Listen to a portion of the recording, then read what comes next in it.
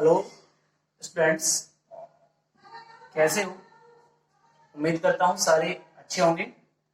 पिछले हम जो बात कर रहे थे कुछ वीडियो में, तो हमने बात की थी भौतिक राशियों की, कि भौतिक राशियों के बारे में पढ़ा कि इसके बारे में पढ़ा भौतिक राशि, कि भौतिक राशि क्या है और ये कितने प्रकार की होती है। तो हमने ये कहा था कि भौतिक राशि दो प्रकार की होती है। एक होती है मूल भौतिक राशि, और दूसरी हमारे पास होती है कौन सी? व्युत्पन्न भौतिक राशि। ठीक है, हमने कहा था कि भौतिक राशियां दो प्रकार की होती है, एक होती है मूल भौतिक राशि, एक होती है व्युत्पन्न भौतिक राशि। क्या परिभाषा के हमने कहा था कि वे राशियां जिनको मापा और तोला जाता है उन्हें हम कहते हैं मूल भौतिक राशि, क्या बोलते हैं? भौतिक राशि।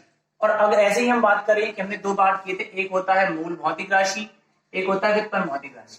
तो वे राशियां जिनको मापा तोला तो जाता है लेकिन जिनका अस्तित्व क्या हो, स्वतंत्र हो, वो तो कहलाती है मूल भौतिक राशि। और जिनका अस्तित्व स्वतंत्र नहीं होता वो कहलाते हैं व्युत्पन्न भौतिक राशि। ठीक है, अब इसके बाद हमने जो बात की थी वो हम बात कर रहे थे किसकी? मात्रक की, यानी किसकी बात कर रहे थे? यूनिट।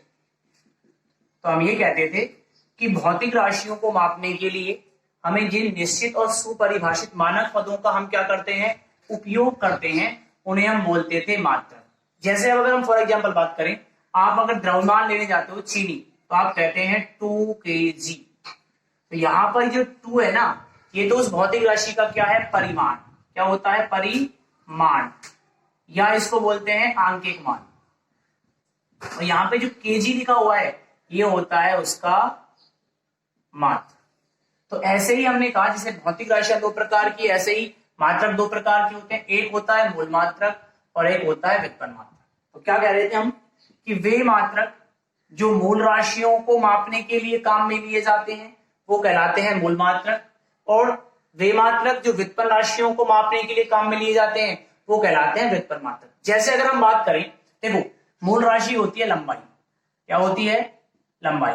तो इसका मूल मात्रक क्या होता है? मीटर। ऐसे ही मूल राशि क्या है? द्रव्यमान। तो इसका मूल मात्रक क्या है? किलोग्राम।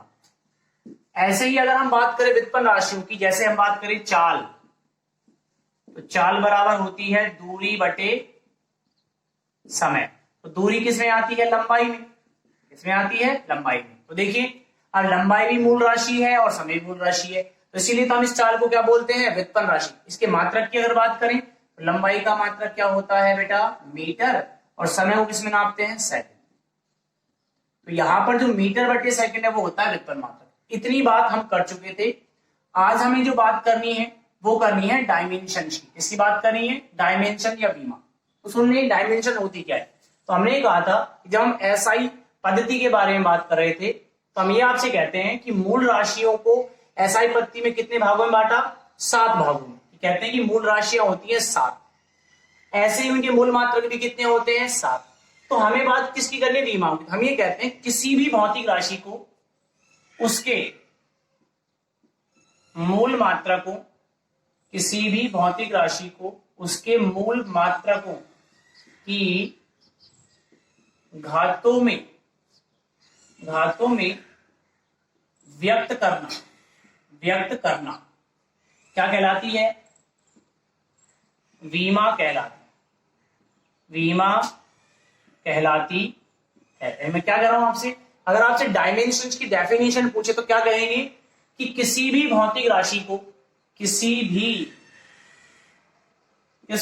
भौतिक राशि को यानी फिजिकल क्वांटिटी को उसकी मूल मात्रकों की घातों के रूप में व्यक्त करना हमारे पास क्या कहलाती है? बीमा कहलाती है। क्या कहलाती है? बीमा। तो देखिए हम क्या करेंगे, जो भी हमें चाहे राशि मूल हो या व्युत्पन्न हो, उन सभी को हम मूल मात्रकों की घातों में लिखेंगे। तो घातों में व्यक्त करने की जो प्रक्रिया है उसे ही हम क्या बोलते हैं? बीमा बोलते हैं। क्या बोलते हैं? बीमा। अब आप सुनिए कि बीमा को लिखने से पहले हमें 2-3 बातें ध्यान रखनी है। वो बातें कौन कौन सी है वो सुनिए भाई। तो सबसे पहली जो बात आती है, पहली बात ये कि बीमा हमेशा जो लिखी जाती है वो मूल मात्रकों के रूप में लिखी जाती है। और मूल मात्रकों को कैसे लिखते हैं? अंग्रेजी भाषा के बड़े अक्षरों में लिखते हैं। पहली बात ये कि किसी भी भौतिक राशि की अगर मुझे विमा लिखनी है तो हम उसे अंग्रेजी भाषा के बड़े अक्षरों में लिखेंगे, पहली बात। दूसरी बात, किसी भी भौतिक राशि को विमा को गुरु कोष्टक यानी कि बड़े ब्रैकेट में बंद करके लिखते हैं। किसमें लिखते हैं? बड़े ब्रैकेट में बंद करके लिखते हैं। ये होता है बड़े ब्रैकेट का चिन्ह। तीसरी बात, किसी भी अंकगणितीय संख्या और शुद्ध अनुपातिक संख्या की कोई बीमा नहीं होती है। जैसे आपसे कोई कहे 2, ये शुद्ध गणितीय संख्या है, या कोई कहे पाई, तो ऐसे अंकों की कोई बीमा नहीं होती है। और ना ही किसी त्रिकोणमितीय फलन जैसे sine theta, cos theta, tan theta, इनकी बीमा होती है। तो ये बेसिक सी बात थी जो हम बीमाओं की बात करते। अब हम बीमाएं लिखेंगे कि बीमा लिखते कैसे, तो वो देख लें। सबसे पहले हम बात कर रहे हैं कि हमने कहा कि मूल भौतिक राशि कितनी होती है? 7। तो उन 7 की सबसे पहले मैं आपको बीमा बता रहा हूं। देखिए, सबसे पहली जो भौतिक राशि आती है वो आती है लंबाई। क्या आती है? लंबाई। लंबाई को हम बोलते हैं लेंथ, इसीलिए इसका जो हम अक्षर काम में लेंगे वो लेंगे कैपिटल एल, यानी कि लंबाई की बीमा आएगी कैपिटल एल। अगर हम बात करें किसकी? द्रव्यमान की, तो द्रव्यमान को बोलते हैं मास, तो मास के लिए क्या लिखेंगे? Capital M. तो लंबाई की बीमा होती है एल, द्रव्यमान की होती है एम। अब बात करते हैं समय, तो समय को हम बोलते हैं टाइम, इसलिए इसकी बीमा लिखते हैं कैपिटल टी से। ठीक है। इसके बाद आता है तापमान। क्या आता है? तापमान। देखिए, तापमान को हम किस में नापते थे? केल्विन में, तो इसलिए इसकी बीमा या तो हम लिखेंगे के, या कई बार इसे हम चीटा से भी डिनोट करते हैं। या तो इसकी बीमा आएगी के, या इसकी बीमा क्या लिखी जाएगी? चीटा। ठीक है। उसके बाद आती है धारा, वैद्युत धारा। तो आप जानते हैं वैद्युत धारा को वैसे तो हम बोलते हैं करंट, लेकिन इसका जो प्रतीक चिन्ह है वो हम काम में लेंगे बीमा के रूप में ए। क्या काम में लेंगे? ए। इसके बाद जो बात आती है अगली भौतिक राशि की, वो आती है क्या? ज्योति तीव्रता। क्या आती है? ज्योति तीव्रता। तो ज्योति तीव्रता के लिए जो हम बीमा लिखते हैं वो हम लिखते हैं सी, क्योंकि कैंडेला होता है इसलिए हम इसको किससे लिखते हैं? सी से। हालांकि हमें ये इतनी ज्यादा काम नहीं आई किसी भी भौतिक राशि में, केवल याद रखना है कि ज्योति तीव्रता की बीमा क्या होती है? सी। और लास्ट बात करें क्या होती है? पदार्थ की मात्रा। तो पदार्थ की मात्रा को लिखते हैं MOL से ही लिखते हैं भाई। किससे लिखते हैं? MOL से। तो हमारे पास लंबाई की बीमा L, द्रव्यमान की M, समय की T, तापमान की K या थीटा, धारा की होती है A, ज्योति तीव्रता की होती है C, और पदार्थ की मात्रा की होती है मोल। अब हम बात करें, ये तो हमारे पास मूल भौतिक राशियों की डायमेंशंस होती हैं, बीमाएं। अब हम बात करेंगे अलग अलग राशियों की। देखिए, सबसे पहले जो मैं बात करने वाला हूं वो हम बात करेंगे क्षेत्रफल। किसकी बात करेंगे? क्षेत्रफल की बीमा। तो देखिए बेटा, सबसे पहले आता है क्षेत्रफल। तो किसी भी राशि का जो क्षेत्रफल होता है उसका मात्रक होता है मीटर स्क्वायर। क्या होता है? Metre square. तो यानी कि इस मीटर किसका मात्रक है? लंबाई का। तो यहाँ पे लंबाई 2 बार आ रही है, यानी कि लंबाई इंटू चौड़ाई कहो या लंबाई इंटू लंबाई, तो इसकी बीमा हो जाएगी L2। क्या हो जाएगी? L2। तो क्षेत्रफल 2 बार लंबाई को गुणा करने से बनता है, इसलिए इसकी मात्रक बीमा होती है L2। इसके बाद हम बात करते हैं आयतन। तो आयतन होता है मीटर क्यूब। क्या होता है? इसका क्षेत्रफल होता है मीटर क्यूब, सॉरी, इसका आयतन का जो मात्रक होता है मीटर क्यूब। तो मीटर क्यूब में क्योंकि मीटर लंबाई का मात्रक है, तो कितनी बार आ रही लंबाई? 3 बार, तो इसकी होती है L क्यूब। ठीक है। ये बेसिक बीमा हमें याद करनी है। 7 तो मूल राशियों की, क्षेत्रफल की L2 होती है, और आयतन की होती है L3। इसके बाद मैं बात करता हूं, इसके बाद आता है घनत्व। क्या आता है? घनत्व। तो बस हमें बीमाएं बिल्कुल आसान है, बीमाओं में कोई दिक्कत नहीं होती, सिर्फ हमें उनके भौतिक राशियों के फॉर्मूले आने चाहिए। देखो, घनत्व की बात करें तो घनत्व होता है द्रव्यमान बटे क्या होता है? आयतन। तो द्रव्यमान की बीमा होती है M1 या सिंपल M, और आयतन की कितनी होती है? L cube. जब दोनों को हम एक साथ लिखेंगे तो आएगी M1, और एक ऊपर जाएगा तो L माइनस क्यूब। ठीक है। और यहाँ ये हमारे पास किसकी डायमेंशन होती है, आयतन। कई किताबों में इसको हम ऐसे भी लिख देते हैं m1 l-3 और t नहीं तो t0, क्योंकि विमाएं मूलतः m l और t के पदों में होती है, यानी कि m l और t के पदों, इसलिए मैंने m0 लिखा। और किसी भी संख्या की पावर अगर 0 है तो उससे कोई फर्क नहीं, उसका मान होता है 1। तो यहाँ पे m t की पावर 0 का मान 1 है, तो वैल्यू हमारे पास m t-1 है। ठीक है, देखिए अगली हम जो डायमेंशन की बात कर रहे हैं, अगली बात करते हैं हम वेग। क्या करते हैं, वेग। वेग होता है विस्थापन बटे समय।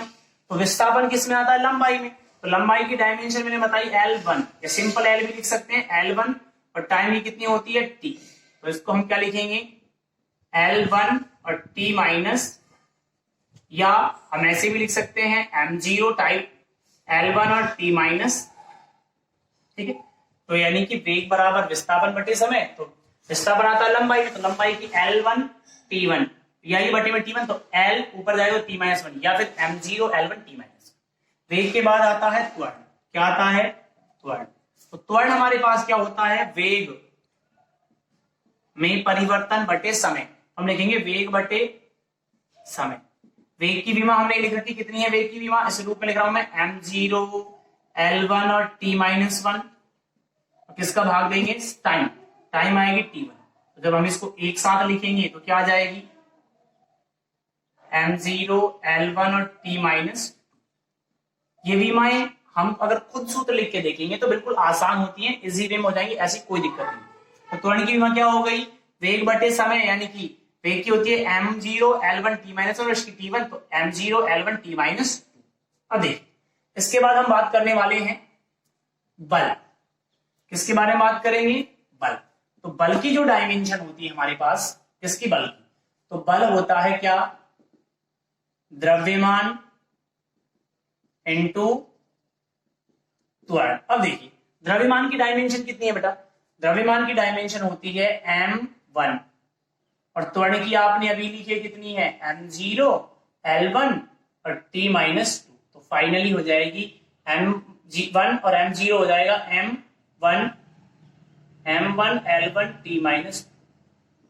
तो यानी कि बल की विमा क्या होती है, m1 L1 T-2। देखिए बल के बाद हम बात कर रहे हैं कार्य।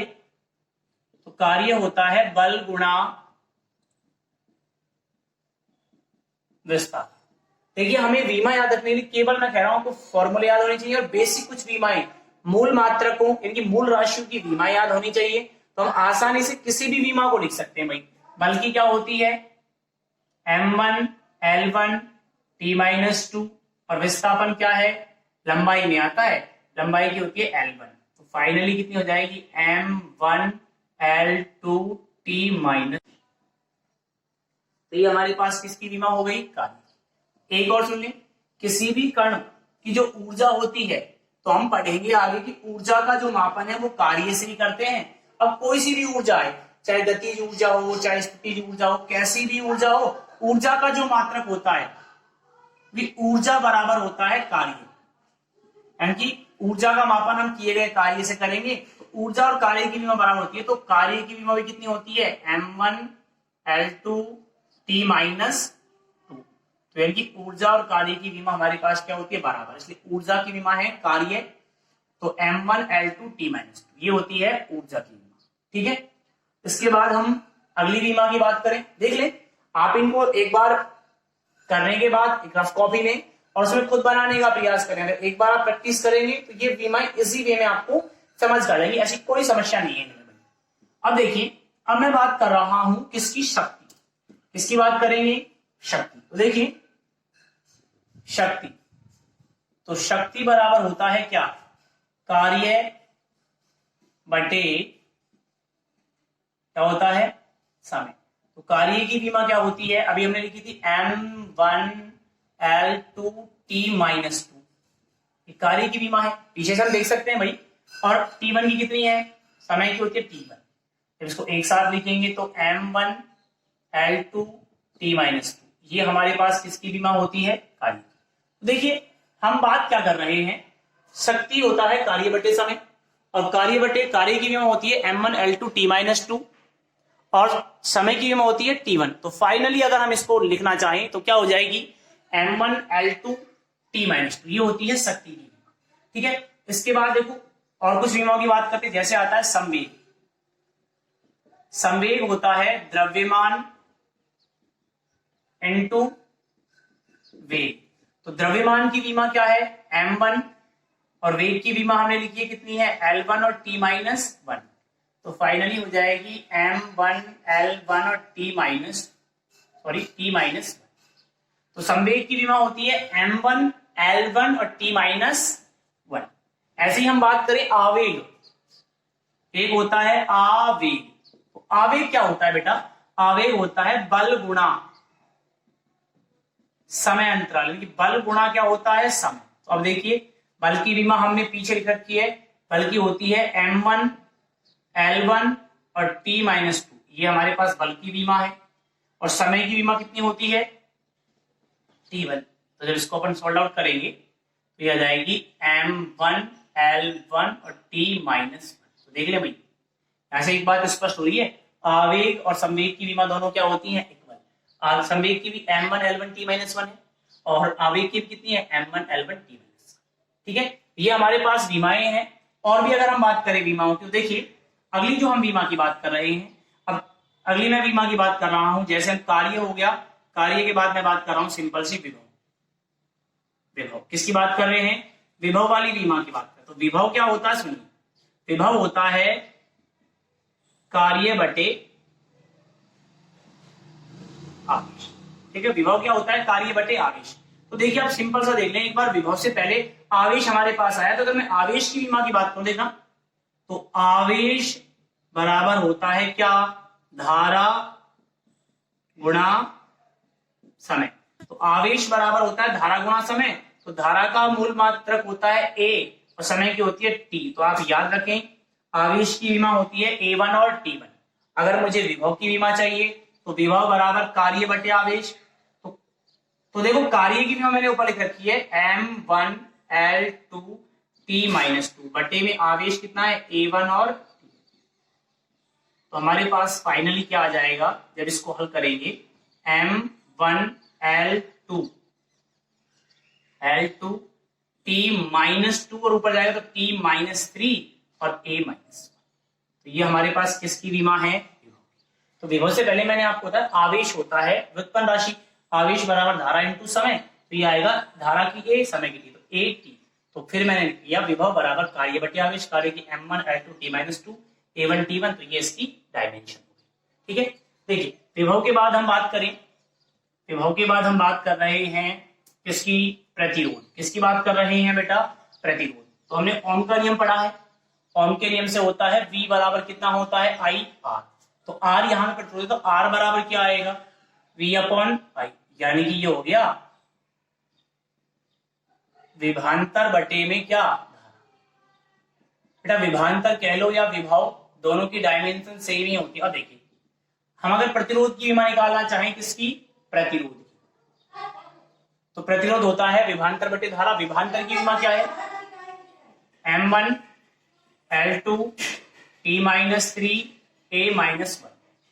ये हमारे पास किसकी विमा है, विभांतर की। तो धारा की विमा कितनी होगी बेटा, A1। तो फाइनली जो प्रतिरोध आएगा वो आएगा M1 L2 T-3 A-2। ये हमारे पास किसकी विमा होती है, प्रतिरोध। विभांतर या विभव की विमा की बात की हमने, उसके बाद किसकी बात की, प्रतिरोध की। प्रतिरोध के बाद जो हम अगली बात कर रहे हैं, देखिए वो हमारे पास होता है धारिता। किसकी बात कर रहे हैं, धारिता। किसकी बात कर रहे हैं, धारिता। तो धारिता क्या होता है बेटा, धारिता होता है आवेश बटे विभव, आवेश बटे विभव या आवेश बटे विभांतर। तो आवेश की विमा होती है बेटा A1 और T1, ये आवेश की विमा है। अगर हमें विभव की विमा है तो विभव की देख लो, ऊपर लिखी हुई है क्या है, M1 L2 T-3 A-2। तो हमारे पास धारिता बराबर क्या हो जाएगा बेटा, M-1 L-2, T ऊपर जाएगा तो T 3 ये और 1 4 और ऊपर जाएगा तो सॉरी T 4 और A 3, ये हमारे पास किसकी डायमेंशन हो जाएगी, धारिता। ठीक है, अभी हम कुछ और विमाओं की बात करेंगे। ये सिंपल हमने विभवांतर पढ़ा, आवेश पढ़ा, धारिता पढ़ा। इसके बाद देखिए और अगर हम विमाओं की बात करें तो देखिए अगली हम जो विमा की बात करने वाले हैं वो हमारे पास जो विमा है वो होती है बेटा विद्युत क्षेत्र की तीव्रता। किसकी होती है, विद्युत क्षेत्र की तीव्रता। तो अभी तो हमें सिर्फ सूत्र याद करना है, इसके बारे में वैसे 12th क्लास में पढ़ेंगे। विद्युत क्षेत्र की तीव्रता होती है बल बटे आवेश, बल बटे आवेश। अब बल की विमा हमें पता ही अभी लिखी थी M1 L1 और T-2, ये होती है बल की विमा। और आवेश की कितनी होती है, A1 और T1। तो हमारे पास विद्युत क्षेत्र की तीव्रता की विमा आ जाएगी कितनी, M1 L2 T-3 और A-1। ये मेरे पास होती है विद्युत क्षेत्र की तीव्रता की।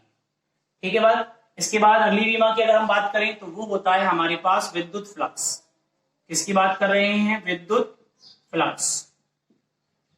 विद्युत फ्लक्स होता है बेटा विद्युत क्षेत्र, विद्युत क्षेत्र की तीव्रता गुणा क्षेत्रफल। क्या होता है, क्षेत्रफल। तो देखिए विद्युत क्षेत्र की तीव्रता की परिभाषा कितनी है, M1 L2 T-3 और A-1। और क्षेत्रफल की मैंने आपको प्रारंभ में ही बताई है। प्रारंभ में क्या बताई थी बेटा, L2। तो हमारे पास ये हो जाएगा M1 L2 और ये भी L2 कितनी हो जाएगी, L4 और ये जाएगी T-3 और A-1। ये हमारे पास होती है विद्युत फ्लक्स की। ठीक है, अच्छा इसके अलावा अब ये तो हमने रेखीय गति में बात की है। अब हम बात करेंगे कुछ विमाओं की घूर्णन गति में। देख लें इन विमाओं को जो आपको लिखाई जा रही है, इनको आप एक बार एक फिर रफ कॉपी में लिख के प्रैक्टिस कर लें इनको बनाने की। ये रटने की चीजें नहीं है, सिर्फ आपको याद रखनी है इन चीजों को। अब देखिए, अब मैं बात करने वाला हूं, सबसे पहले बात करेंगे हम, देखिए मैं बात कर रहा हूं आपसे एक दो विमाएं और है। एक होती है हमारे पास आवृत्ति। क्या होती है, आवृत्ति। आवृत्ति बराबर होती है 1/आवर्तकाल, 1/आवर्तकाल। तो देखिए एक की तो कोई नहीं है, आवर्तकाल होता है टाइम पीरियड यानी समय। तो 1/, क्या आएगी, T1। तो इसको हम लिखते हैं सिंपली T-1। या फिर अगर हम इसे MLT के रूप में लिखें तो M0 L0 और T-1। ठीक है, ये हमारे पास आवृत्ति की विमा है। इसके अलावा बात कर रहे हैं वेग प्रवणता। वेग प्रवणता होता है वेग बटे दूरी। वेग बटे क्या होती है, दूरी। तो वेग की विमा क्या होती है बेटा, वेग की विमा है M0 L1 T-1 और दूरी की कितनी होती है, L1। तो हमारे पास हो जाएगी M0 L0 T-1। तो आप देख लें वेग प्रवणता और आवृत्ति की विमा समान होती है। जो वेग प्रवणता की विमा होती है वही हमारे पास किसकी होती है, आवृत्ति। इसके बाद देखो बात कर रहे हैं जैसे दाब। दाब होता है बल बटे क्या होता है, क्षेत्रफल। ठीक है, प्रतिबल भी बोल सकते हैं इसको अपन कई बार। दाब और प्रतिबल में वैसे तो विमाएं सेम होती है दोनों की। प्रतिबल या दाब बराबर बल बटे क्षेत्रफल। तो बल की डायमेंशन होती है M1 L1 T-2 और क्षेत्रफल की हमारे पास कितनी होती है, A2। तो फाइनली हो जाएगी M1 L1 सॉरी क्षेत्रफल की बेटा L2 होती है। M1 L ऊपर जाएगा ये, तो L-2 और ये हो जाएगा सॉरी, और बेटा हम इसको ऊपर ले जाते हैं। L-2 अगर ये 1 है तो देखिए L-1 और T-2, ये हमारे पास किसकी विमा होती है, दाब की। ठीक है, इसके अलावा घूर्णन गति की विमाओं की बात और भी कुछ विमाएं लिखाएंगे। अभी सिर्फ आपको इतनी ही विमाएं याद करनी है जो हमको जब हम डायमेंशन की यूज पढ़ेंगे तो उन यूजों में हमको जब तक विमाएं याद नहीं होंगी तब तक हमको यूज भी आपसे नहीं होंगे। तो आज की वीडियो में केवल इतनी ही विमाओं की हम बात करेंगे। नेक्स्ट वीडियो में जब हम बात करेंगे तो कुछ और विमाएं और डायमेंशन जो विमा है उनके उपयोगों की बात करेंगे। ठीक है, थैंक यू।